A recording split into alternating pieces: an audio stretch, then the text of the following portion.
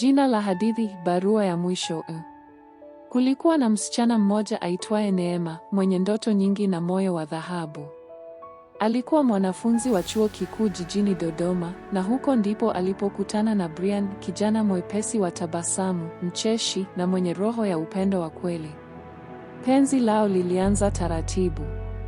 Ilikuwa ni kwenye maktaba walipokutana wakitafuta kitabu kile kile, Misingi ya Maisha Bora. Mikono yao iligongana, macho yao yakakutana, na mioyo yao ilianza safari ya pamoja. Miezi ilipita. Walitembea pamoja chini ya mwangaza wa mwezi, wakila mihogo ya kuchoma na kushirikiana ndoto zao. Neema alitaka kuwa mwalimu wa watoto wa mitaani. Brian alitaka kuanzisha kituo cha vijana waliopoteza mwelekeo. Lakini maisha hayakuwa rahisi kama filamu. Brian alipata nafasi ya kusoma nje ya nchi, Kanada, kwa miaka 2. Ilikuwa ni ndoto yake, lakini pia ilikuwa hatari kwa upendo wao.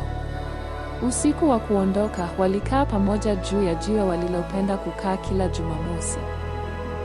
Walilia, walicheka, wakakumbatiana kwa muda mrefu. Neema alimkabidhi Brian bahasha ndogo. "Usiifungue mpaka ufike Kanada," alisema kwa sauti ya kupasua moyo. Brian aliondoka. Siku zilisogea. Barua iliwekwa kwenye kabati lake, lakini siku ya kwanza alipojisikika mpweke, aliifungua. Iliandikwa kwa mwandiko wa Neema.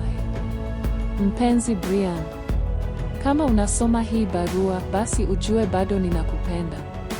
Kama mwezi unavyong'aa hata ukiwa mbali, naamini mapenzi yetu yatang'aa hata kama tuko mbali. Niko hapa nikikusubiri.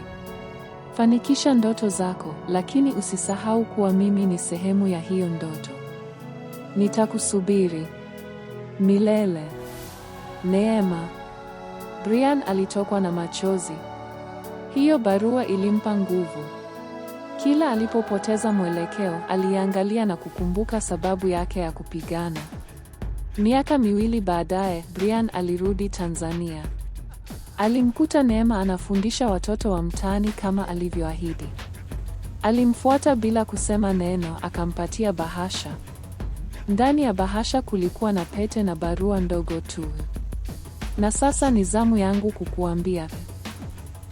Nitakupenda, si kwa umbali, bali kwa ukaribu wa milele." Neema alitabasamu, macho yakiwa na machozi ya furaha. Walikumbatiana na penzi lao lilianza upya, safari ya maisha yote.